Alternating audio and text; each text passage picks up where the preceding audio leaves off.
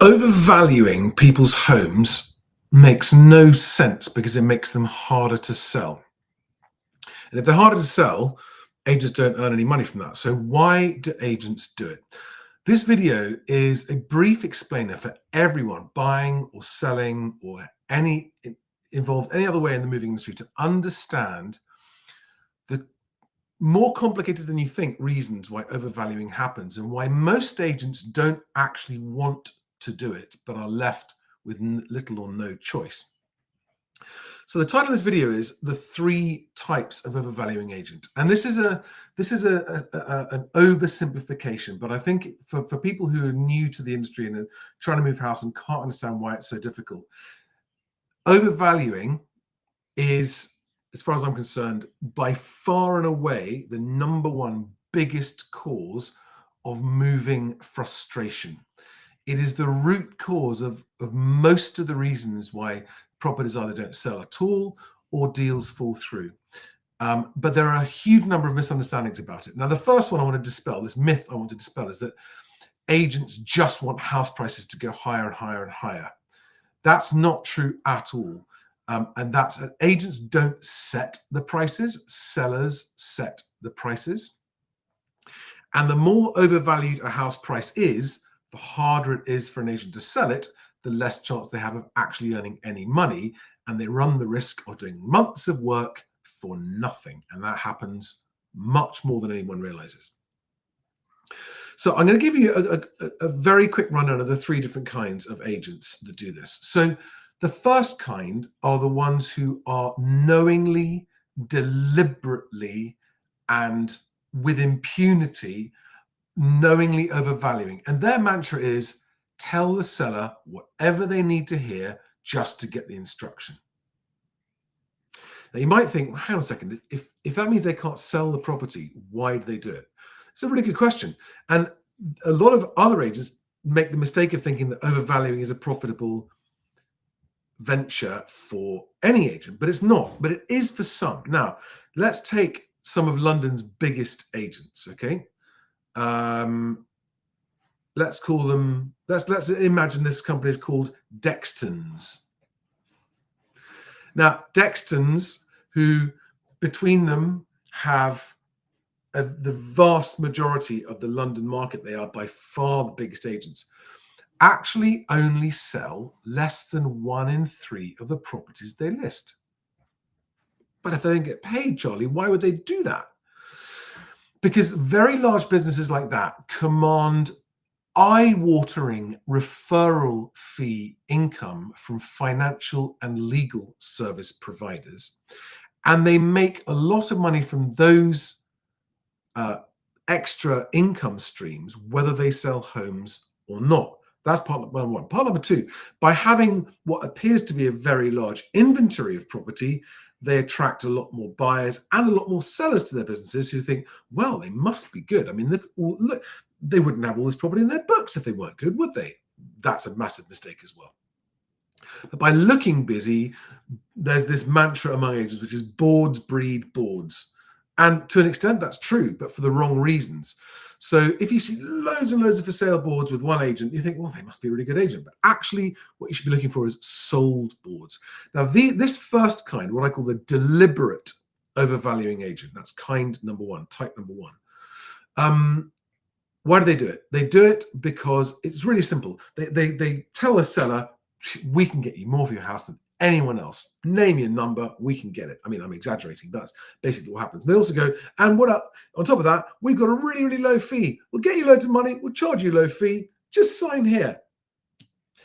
And there's one board every minute, and most sellers, proven by the market share data, most sellers will fall for this. Really? You can get us that? Yeah, we're big. We've got so much market share. We know what we're talking about. We're massive. We can definitely get you that price. But you will need to sign this 6-month sole agency exclusive contract. That means once you have instructed us, you can't leave us, even if we don't get you any viewings, even if we don't get you any offers, even if we don't sell your house, you will not be able to list your house with any other agent for at least 6 months. And after that, you'll have to give us a month's notice as well. Okay, Some of them are a little bit less than 6 months, but you get my drift, okay? These agents tell you what you want to hear, very, very high overvalued price, and tell you, oh, our fee's really competitive too, but just sign here. And there are so many sellers who just fall for it, hook, line, and sinker. And the worst thing is that these companies also get the highest number of inquiries because of their sheer scale. And they use all kinds of data to prove that their valuation is realistic. And of course, one of those bits of data that they use is Rightmove's house price index. Record house prices. That's why we can get you the high price, Mr. and Mrs. House Seller. That's type number one. And the problem is that this is actually a successful strategy for these very large agents. Now, I want to be clear, not all large agents do this, okay? Not all large agents do this, but many of the largest by market share of listed but not sold properties, many of them do this as a deliberate strategy because it has worked ever since Foxtons invented it in the 1990s.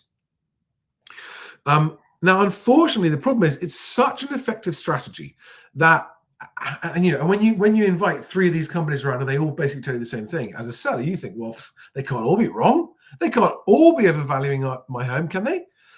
Sadly, it is the case that they are in most instances.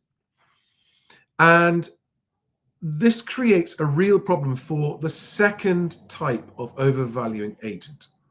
And the second type of overvaluing agent do it for very different reasons. And I call these the reluctant overvaluers. And included in that group are some very good agents, also some not very good agents, but some very good agents. And they are reluctantly overvaluing because they simply have no choice because of the number of sellers who will not even consider them unless they give a number that's in the same ballpark as the other overvaluing agents. And this segment of reluctant overvaluers actually makes up the majority of agents. Why are they reluctant? Because they don't earn any money unless they can sell a house. And if they overvalue your house to get you on their books, they're going to have to wait until they can persuade you to lower their price.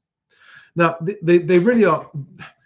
These are the more intelligent agents. They tend to be smaller companies. They tend to be high service, but they just have no choice. And the best ones of those reluctant overvaluing agents will be the ones who will say to a seller, they'll say to the seller, look, Mr. and Mrs. Seller, if you're giving me no choice but to list your instruction at that price, and if I don't get that price, then I won't get your business, then I will reluctantly accept it, but under protest, and we will start at that price. But we will, if after 2 weeks we don't get any viewings, then we'll have to learn after a couple of weeks. And this is reluctant because those agents also know that any property whose price you have to reduce to get interest, you've already halved your chances of selling that property at all. And Rightmove's own data says that. They actually say 60% chance. If you have to lower your price, you have a 60% higher chance of not selling at all with your first agent. So I want to make this point to everyone so they understand this, both buyers and sellers, okay? Most good agents are forced into overvaluing reluctantly, otherwise they wouldn't have businesses. And so a lot of buyers look at this and go, these properties are crazily overpriced, and they blame the agent, and you shouldn't blame these types of agents. These types of agents have been forced by sellers to agree to this price, otherwise they won't give the agent the business and they'll go with the cheap mass market agent. All right. And these are the guys who have an unnecessarily difficult job to sell your home because it is overpriced. They know it's overpriced. They've just got to wait for you to realize, okay, we've got no viewings, we're going to have to lower the price. But then the agent, another reason why they're reluctant to do this is because when they do lower the price, it makes them look bad. They don't want, no agent worth their salt and no agent who cares about their reputation wants to publish price reductions. It makes them look bad. And it's another reason why they're so reluctant to overvalue in the first place. But in the face of this relentless price pumping by Rightmove's record house price index and all the newspapers parroting that press release without question, it's no wonder that sellers are so convinced of these record house prices. So if you're not going to tell me I can get a record price for my house, I'm going to go with an agent that does, because we don't know as sellers that we've got a less than 50% chance of actually selling. We're just blinded. We're like, house selling zombies, but everyone says that record prices, right? So it's a nightmare for good agents. And it's why overvaluing is killing so many good agents' businesses and pipelines. And it's why it's making pipelines take much longer. Quick reminder, Rightmove's own figures are that it's an average of 62 days to find a buyer. That's over 2 months, right? 2 months to just get a sale agreed. And on average, that is too long. A good agent will get your house under offer within 28 days if you allow them to market it at an intelligent price. So that's type number 2, the reluctant over. Type number 1, deliberate overvaluer. List and lock. They list it and lock you into a long-term contract, and they've got you, and then they'll make lots of money selling mortgages and conveyancing to other people because they've got your house on their books, and they don't care whether they sell it or not. I mean, if they can sell it, great, but they don't care. Whereas the category number 2, the reluctant overvaluers, do want to sell your home because they don't make nearly as much money off referral fees. They make most of their income off actual selling agent fees, which they don't make if they don't sell your house. And they don't want a long transaction period either. So 62 days to find a buyer plus 154 days. So it's 216 days currently, according to Rightmove, is the average time it takes from listing a property to exchange, if you exchange at all. And that's bad news for good agents. They don't want to do that, okay? And type number 3. It's ignorance, it's inexperience, and it's just sort of idiocy. These are the worst types of agents, right? Excluding the fraudulent criminals who are just, they should be locked up. There is a category of agent who they come from the group of people who think, selling houses is easy. You just put on Rightmove. That's it. Just put on Rightmove and wait. That's all you have to do to sell a house. They are truly, and I say this not as an insult, just as a genuine observation, they are totally ignorant of the process, ignorant of how the market works, and they don't even know that they're overvaluing. They'll be like, yeah, it doesn't really matter. We'll take it on. What price would you like to go on at? Okay, we'll put it on at that price. They'll say what they need to get the seller's business without even knowing that it's too high a price or that affects their chance of selling. And I'll just pop it on and hope for the best. Really nice people, some of these people, completely ignorant to the actual realities of selling a house, and it's why there are so many properties sitting on Rightmove unsold after months and months and months. I mean, often they're so nice they won't lock you into long-term agency contracts, and they just convinced by their own idea of how the industry works, and actually these guys do the industry a lot of harm. But they don't do it as much harm as the first group, because the first group of deliberate overvaluers that list your property, lock you into a long-term agency contract, they're the ones that are forcing all the good agents to participate in reluctant overvaluing as well. Now, those are the 3 types of overvaluing agent: deliberate overvaluers, reluctant overvaluers, and idiot overvaluers who just don't even know they're doing it. And because most normal agents don't earn any money unless a property is sold, overvaluing, what do you think it does to how long it takes to find a buyer? The more a property is overvalued, the longer it takes to find a buyer, right? So overvaluing makes it harder to even get viewing inquiries and offers made, okay? It's just not, because it just sits there. Then you've got to reduce the price, and of course most sellers won't reduce the price enough, especially if the overvaluing is the worst, and it starts making the agent look bad, and you still haven't sold it, and it just takes longer and longer and longer to find a buyer and wait for the seller to actually come to terms with what the market will pay for their home in this market. Another thing so let's just say, okay, seller finally accepts reality and accepts an offer that's made on their home. The other thing that overvaluing does is that it tricks a lot of buyers into overpaying. But they don't mind, because they think they can afford it. So they make the offer, they get it, they go, yay, we've got our property, and it's a big discount off the asking price. So we're not overpaying, and we're happy, and we just want to get into our home. And the mortgage lending, they've been pre-approved, they've got a decision in principle. And then the mortgage lender goes round and goes, sorry, no, that property is not worth that much money. And so we're now several months into the process, and the lender's valuer has gone, it's not worth that much. sorry, it's worth a lot less. And so what does that mean? That deal falls through. And that's a waste of the seller's time, and it's a waste of the buyer's time, and it's a waste of the agent's time, and it's a waste of everybody's money. And that is another direct consequence of overvaluing. And then another thing that happens is that a lot of buyers who are persuaded into paying a price that they're told is reasonable, that they have to pay if they want to get the property, because transaction times are taking so long, and as time goes on, they realize got that nagging feeling, oh, this is too much money, we're overpaying, it's not worth it, and keeping an eye on everything else that's happening, realizing slowly but surely this isn't worth it. So they wait for an excuse, typically the structural survey, the building survey, and they go, oh, we're really sorry, we want to renegotiate the price down. And they're correct to do that, but yet again, the deal will either fall through or get delayed, and you're back to square one, and everyone's had a waste of time and money. Overvaluing is the single most damaging, time-consuming, time-wasting, money-wasting thing that most agents don't want to do but have no choice, that exists because the largest volume agents who don't care whether they sell your house or not can make money other ways. They actually often make a higher fee on the income they get from a mortgage commission and conveyancing commission than they make from selling homes at all. And if you are a seller with one of the, if you're unfortunate enough to be a seller with one of those agents that's got an in-house broker and they refer you to their partner conveyancers, and you get a cash offer on your home, they don't want a cash offer on your home because they won't make any money from a cash buyer, because they won't make any mortgage commission. So you often won't even hear about that from those guys.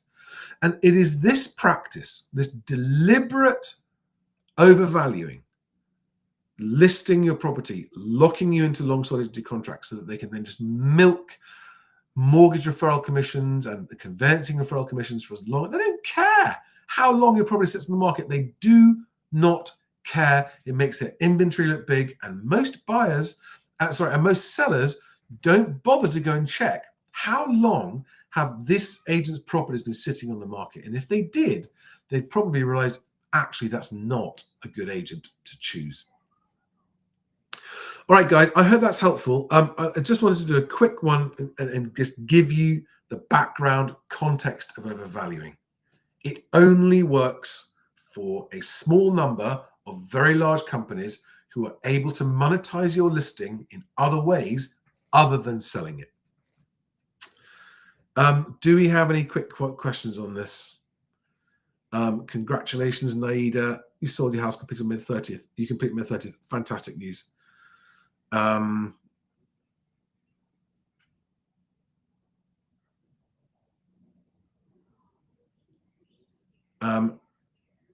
Bowl Cura says, hi, Charlie. I've used your first time buy template twice. No offers accepted yet.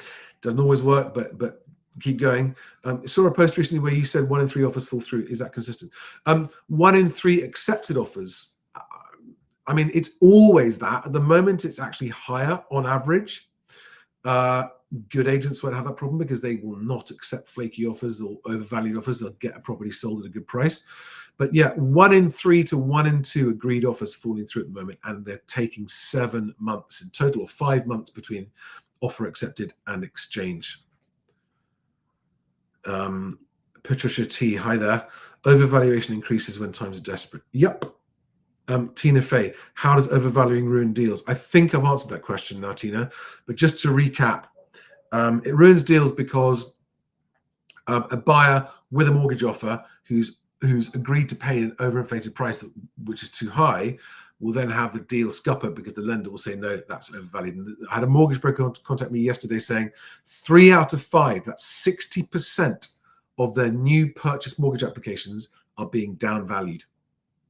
Downvaluing wouldn't have to happen if properties weren't overvalued in the first place.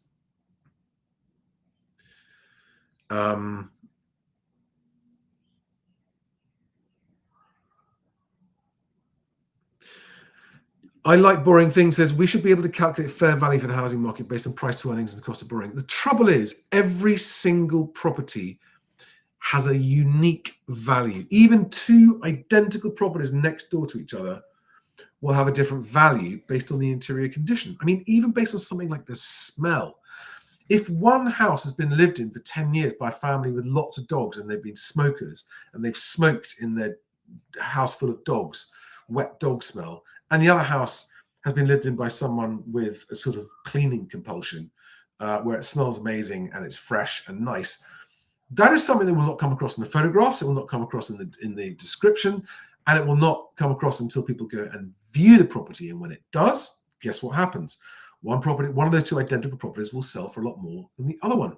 Okay. One property might have a crack in it. One property might have a view that's better than the other property, even though they're identical.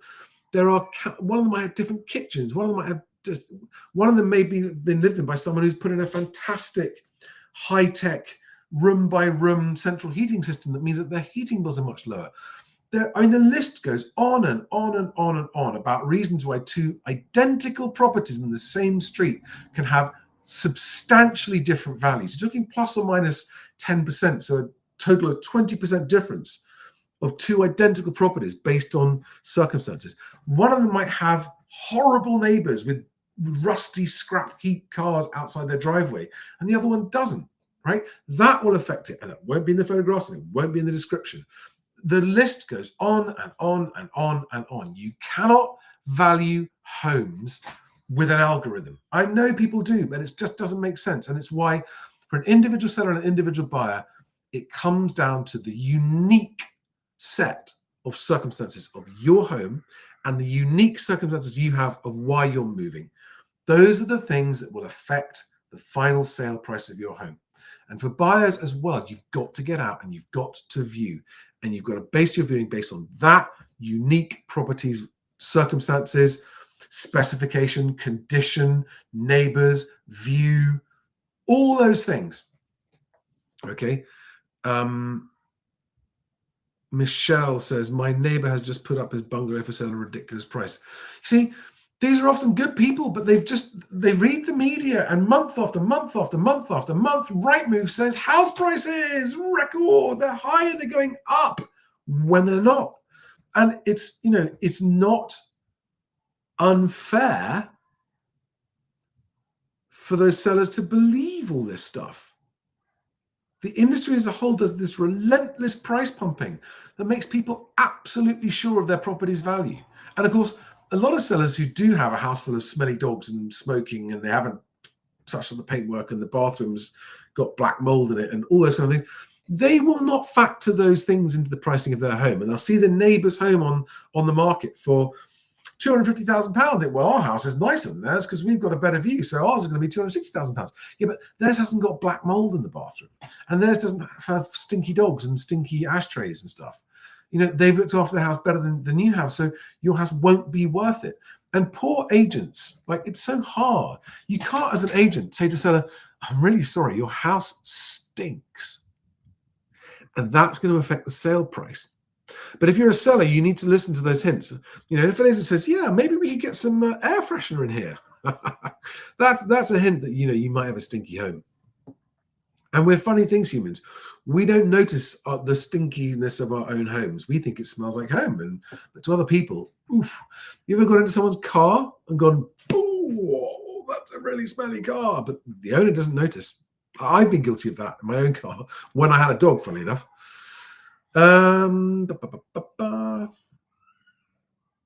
Yeah, Michelle goes on to say, I've seen two local properties where they're reducing the price each month. So far, a drop of around £45,000 each. Neil Muir says, do you think possible interest rate cut to the base rate later this year makes much difference to the current property prices? Nope. I think even if there is an interest rate cut later this year, which I'm not expecting, it'll be a small one, and it will not make a noticeable difference to property prices for some. It'll help. It'll help, definitely. And there'll be a sort of massive cheering, and everyone's going to go, that's it, property prices are going back to the moon. But it won't, on its own, won't make a big difference because it's price to earnings. It's a bigger deal. It's real wages growth, that kind of stuff. Yeah, Check D says, thank you for your invaluable advice and clear explanations, Charlie. You are most welcome. I hope this has been helpful. I now have to hit the road. Plane to catch, back to Blighty. And I hope this is helpful, guys. I hope this is helpful. Now, if you are choosing your agent, choose your agent to sell your house like your future depends on it, because it does. Do not choose your agent based on what they think your house is worth, because even the agents who want to be honest will find it hard to be honest because they'll be scared of scaring you off. The question to ask your agent is, what will you do that other agents don't do that will get me competing bidders on my home? Because that is the only way to discover the best price the market will pay for your home. And that's what you need, right? And if you only get one offer, you have almost certainly undersold your property. And if you list your property for too high a price to begin with because you fell victim to overvaluing, and you have to wait and you have to lower your price or wait and lower your price, all the buyers out there are going to assume there's something wrong with your home and they won't even come and look at it. And that's when you end up having to get just one offer and you reluctantly accept it. And you've almost certainly sold it for less than the market would have paid for your home had it been marketed properly. Good agents are worth their weight in gold. And good agents will change your life, because a good agent will get you moved and sold sooner for a better price, and therefore into a newer house with a better budget sooner. That's why your choice of agent is life-changing. Cannot stress it enough. And I'm not telling you who to choose. I'm advising you how to choose. When they start pulling out these flip charts and iPad presentations, guff. You don't want to hear it, right? Just what, and you want to see that they've noticed the unique aspects of your home, and you want to hear an agent being honest about the good and the bad things about your home, because they're going to be more realistic about getting it sold. So if you are a seller who needs to sell and you're serious about selling, you want an agent that listens to you, understands what you want and what you're hoping to achieve, but is then ruthlessly honest with you about what you need to do to get your home sold.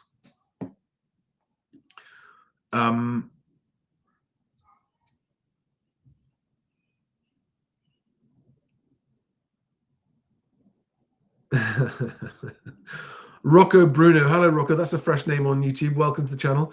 An agent replied to my comment, I would not allow my dog to use that bathroom. The agent says, that's down to personal taste. Yeah, the agent represents the seller. They are restricted on what they can say. Yeah, and Gra J on YouTube says, also not forgetting that an agreed sale on a property that is overvalued can screw over the mortgage when the actual realistic mortgage valuation occurs. Absolutely, as I've said. And not only that, I forgot this really big important thing, right? If you are in a chain, and many movers are in chains, in fact, most movers are in chains. If you are in a chain and you've been sensible and you've priced it correctly and you've got a good buyer, but your buyer is selling and their buyer, it's one overvalued property in a chain can break the whole chain for everybody. And it does all along. S&J says overvaluing ends up being frustrating for both buyer and seller when mortgage survey downvalues, and the agent, which is why I want to keep reminding you guys that there are reluctant overvaluers. And when you've got agents around your home valuing it, and you think you sense them reluctantly agreeing to a valuation, I would say to them, please be honest. Please be honest. Please don't. We're not. We want to sell. Moving is more important than achieving record prices. Please, can you be brutally honest with us about what you think our home might fetch, or whether you think other agents have overvalued, and what's your honest opinion? And actually, again, move away from the subject of value. What you should really be saying is, why don't we just get it priced really attractively, get competing bidders and buyers and viewers round in the first week or two, and see what offers we get. That's the only way to find out what your house is worth. Not by asking an agent, not by asking Rightmove, not by asking an automated valuation machine. Automated valuation machines can't smell your house or see the black mold in your bathroom. Remember that. On that note, I'm going to call it a day and wish you all the best, and see you on the next one, guys. All right. Have a good one, and just don't overprice your property, and understand that most agents have to overprice stuff. and they really don't want to. Thanks, guys. See you the next